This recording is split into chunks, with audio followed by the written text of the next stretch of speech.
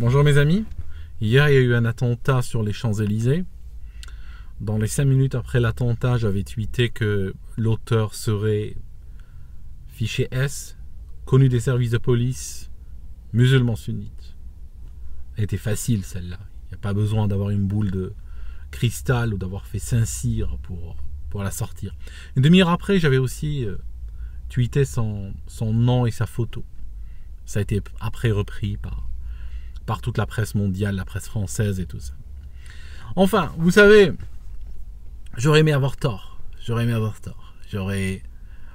aimé que tout ça n'arrive pas et que je me dise que finalement je m'étais trompé, que finalement j'étais injuste, finalement j'ai projeté mes peurs sur vous. Vous comprenez, comme on me le disait il y a quelques années. Tu projettes tes peurs, tu vois. Tu as vécu en Algérie, tu as vu l'islam radical, et puis après on a commencé à massacrer des gens dans ton pays, à poser des bombes, à tuer et tout, et puis c'est vrai, aldostérone, ça t'a traumatisé. Mais tu vois, chez nous c'est la France, hein. Chez nous ça peut pas arriver. Bon, on va voir là quoi. Donc c'est vrai que je vous avais même posé la question il y a longtemps. Je vous avais dit que si vous arriviez à vous en sortir avec l'islamisme, là où nous on s'est cassé la figure, c'est que franchement vous méritez le tapis rouge, hein. Vous méritez des places assises dans les bus, hein. C'est que vous êtes vraiment des gens supérieurs. Mais bon, vous n'avez pas démontré cette supériorité. Mais je vous blâme pas, hein. Vous savez, je vous blâme pas. C'était couru d'avance, hein. Il y a un truc quand même il y a 2-3 trucs que j'ai remarqué. Tout d'abord, vous avez une police extraordinaire quand même. Il faut leur rendre hommage parce que chaque fois qu'il y a un attentat, le gars était connu par les services de police. Hein. Vous auriez pu être dans une situation autrement plus angoissante. Ils auraient pu vous dire, on est désolé, nous sommes extrêmement embarrassés, on n'a rien vu venir. Le gars, il est sorti de je ne sais d'où, hein, comme disent certains, et puis il a commis cet attentat. Non, vous n'êtes pas dans ce cas-là. La police connaît les personnes qu'il faut connaître. Le problème, c'est que vous avez un système judiciaire, un système politique qui est en capitulation totale. La police, tes flics, tu n'es pas juge, tu n'as pas le mandat pour emprisonner les gens, les condamner et tout ça. Tu fais ton job, tu fais ton travail, les gars sont là, tu sais qu'ils sont chauds bouillants, tu sais qu'ils attendent juste que quelqu'un leur mette le marché entre les mains et ils passent à l'action. Mais qu'est-ce que tu vas faire? Ben, on te dit surveille et tais-toi, quoi, ils ne provoquent pas. Donc, voilà le problème aujourd'hui. C'est que dans la classe politique, il n'y a personne qui a mesurer le danger. Il y a une personne, elle s'appelle Marine Le Pen. Ce matin, on est en train de l'accuser de récupération. Alors, entre nous, si elle avait changé de discours pour épouser l'émotion ambiante après l'attentat, d'accord? Si elle disait quelque chose avant l'attentat, puis après l'attentat, elle change de position soudainement. Là, on l'aurait clairement accusé de faire de la récupération. Mais la dame est en train de dire des choses depuis des années. Puis il y a un attentat qui arrive, ni le premier ni le dernier, qui lui donne raison tout simplement. Et là on l'accuse de récupérer. C'est quand même ahurissant ce genre de... Enfin, le truc, ce qu'il faut savoir, c'est que les prochains tueurs, ceux qui aujourd'hui sont en train d'aiguiser leurs couteaux, ceux qui sont aujourd'hui en train de préparer leurs armes, ceux qui aujourd'hui veulent vous tuer demain, sont connus des services de police, sont fichés S. C'est tout. Donc, à vous de savoir, en tant que nation, ce que vous voulez jouer comme rôle dans cette histoire. Vous avez 2 rôles. Le rôle que vous jouez maintenant, c'est vous comptez les morts, et vous posez des fleurs et tout ça, et vous dites tous unis et des trucs comme ça. Vous continuez par votre diplomatie à soutenir les groupes terroristes, comme le fait la France depuis des années maintenant, pour montrer votre soumission, en espérant qu'ils vont frapper peut-être un peu moins fort. Ou bien deuxième position, c'est vous comprenez que vous êtes en guerre et puis il faut agir en conséquence. Et dans ce cas-là, il faut qu'en 24 heures, vous assuriez qu'il n'y a plus sur votre territoire quelqu'un de fiché S qui soit en liberté ou qui soit du tout sur votre territoire. Aussi simple que cela. Maintenant, je peux bien comprendre que la deuxième position qui consiste à expulser ou à enfermer les fichiers S puisse choquer certains. Non, moi je ne peux pas faire ça, je suis démocrate, je suis pour les droits de l'homme, je suis pour. Bon voilà, alors c'est un choix civilisationnel qu'il faut faire. Dans ce cas-là, vous attendez, vous comptez les morts. C'est tout. Il n'y a rien entre deux en fait. Il n'y a rien entre deux. Il y a un truc, je voulais vous dire, dans le mode opérandi du terroriste, il y a quelque chose qui n'était pas très, comment dirais-je, qui est différente de ce qu'on voit d'habitude. C'est que en temps normal, le terroriste aurait tiré sur les civils. C'est ce qu'il cherche à faire. Il cherche à faire le maximum de dégâts. Donc qu'est-ce qu'ils font? Ils tirent sur les gens non armés. Voilà. Et après, tôt ou tard, ils savent bien que les gens armés vont les confronter. Et puis voilà, ils vont les tuer. Et comme ça, ils iront rejoindre les vierges que l'islam sunnite leur promet. D'accord? C'est important cela. Il faut comprendre que si vous demandez à ces terroristes, que ce soit d'hier ou les terroristes de demain, qui aujourd'hui sont en train de préparer à vous tuer, si vous arriviez à leur parler, à leur mettre un micro et leur dire « Pourquoi tu veux nous tuer ?», tu vas voir qu'il va te tuer parce que l'islam sunnite lui promet énormément de récompenses pour cela. D'ailleurs, la seule façon dans l'islam sunnite d'obtenir le salut pour son âme, c'est la seule façon garantie, bien sûr.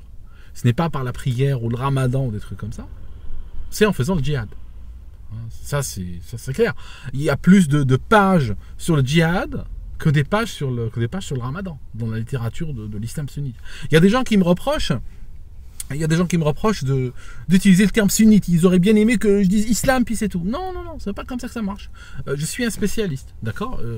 Il y a quelqu'un qui est spécialisé dans la météo, par exemple. Il va pas te dire un nuage, hein. Il va parler de stratus, il va parler de cumulus, il va parler de cumulonimbus, il va parler de choses comme ça. Tu vois, il a une terminologie très précise quand il parle de la météo et des nuages. Mais de la même façon, moi quand je parle d'islam, je ne suis pas en train de parler d'islam ahmadite, je ne suis pas en train de parler d'islam des soufis, je ne suis pas en train de parler d'islam mu'tazili, je ne suis pas en train de parler d'islam chiite, je suis en train de parler d'islam sunnite. Je sais que les autres ont le même Coran, je le sais très bien. Et je sais que c'est pratiquement une insulte à Dieu de croire qu'il a écrit ce Coran. Et ça, je le dis aux chiites, aux sunnites, aux mu'tazilites, aux soufis, etc. En tant que quelqu'un qui croit, qui respecte Dieu, croire qu'il a écrit ce livre-là, pour moi, c'est une insulte au Dieu auquel je crois. Cela dit,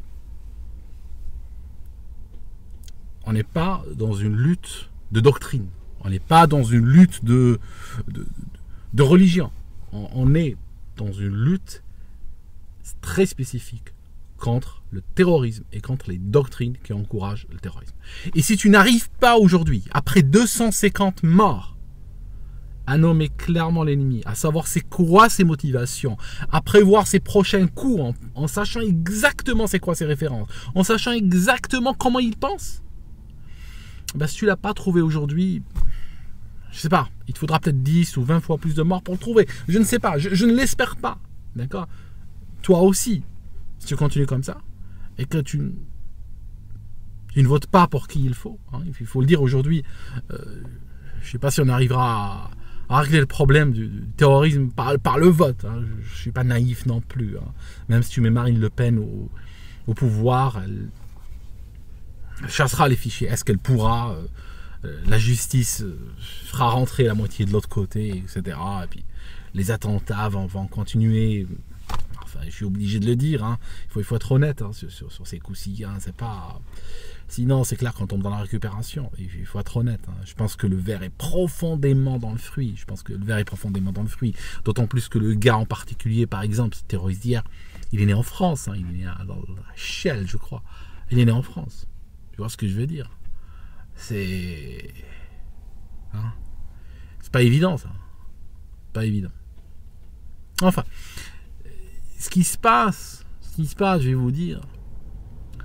Le problème, c'est que vous avez eu des attentats, d'accord, 1, 2, 3, 4. Et puis, au départ, ça va dégager un capital de sympathie. Les gens vont dire oui, les pauvres Français, ils sont victimes, d'accord. Parce qu'on sait bien qu'une tragédie, ça peut arriver n'importe où. Hein. C'est comme un accident de train ou un accident d'avion. Tu as une compagnie, tu fais confiance, ils crachent un avion, bon, ça arrive. Hein. Tu poses des fleurs, c'est la sympathie. Maintenant, la même compagnie aérienne commence à cracher un avion tous les 3 mois.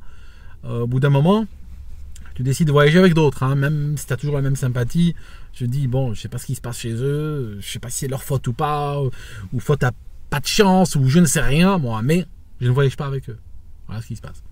Le problème, c'est que la France est dans cette situation. C'est-à-dire que aujourd'hui, on commence à entendre parler, quand il s'agit de terrorisme, on entend plus parler de vous que du Pakistan.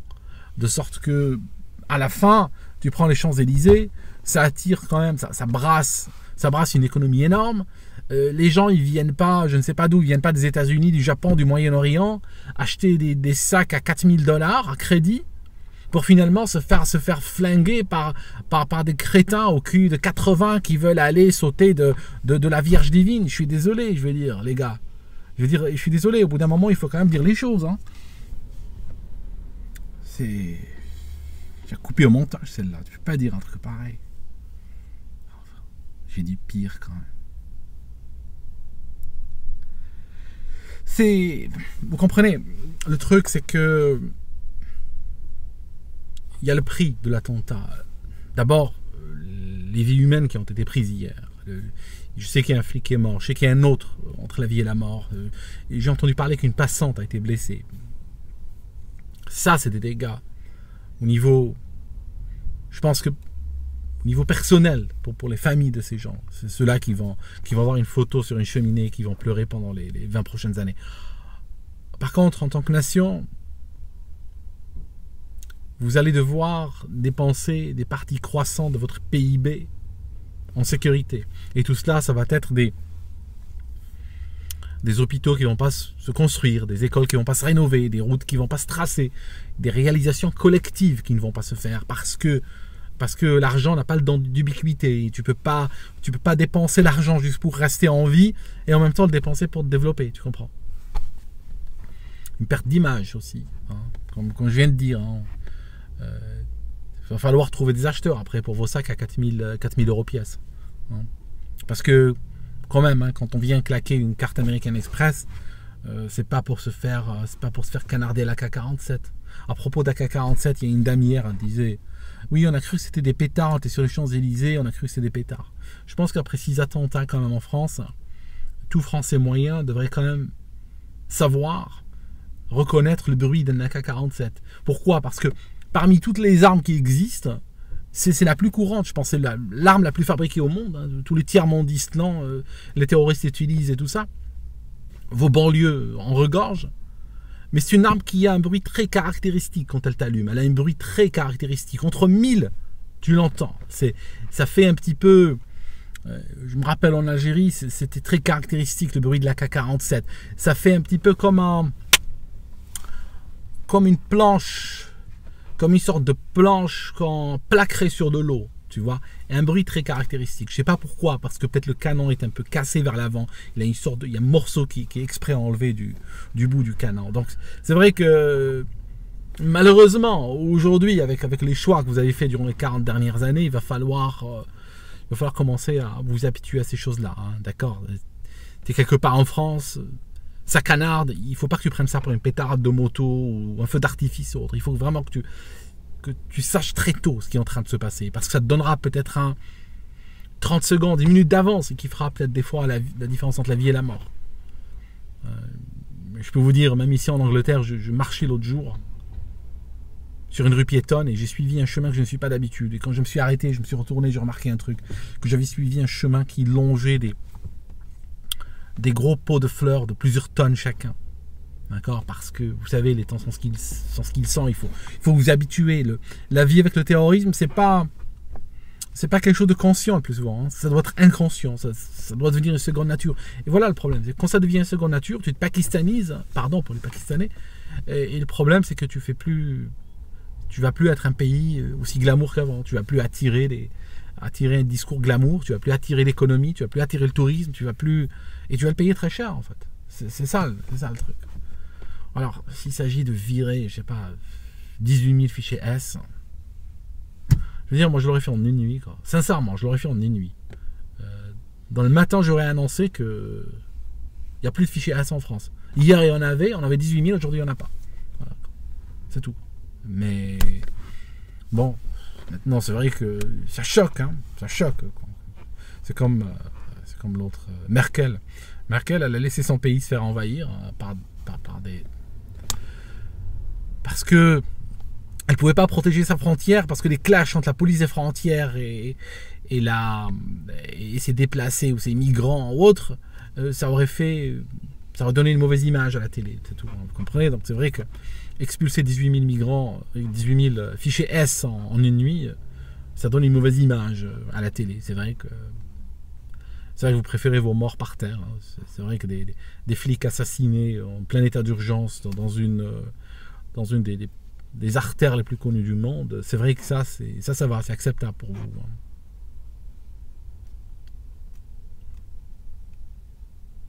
Enfin, vous savez, mes amis, je sais pas où ça va. Je sais pas où ça va tout ça. Mais en tout cas, je peux vous dire que ce n'est pas votre dernier attentat. Ce n'est pas le dernier. Je dirais même que l'attentat d'hier, c'est un petit attentat. En termes de... Si je compare par rapport à...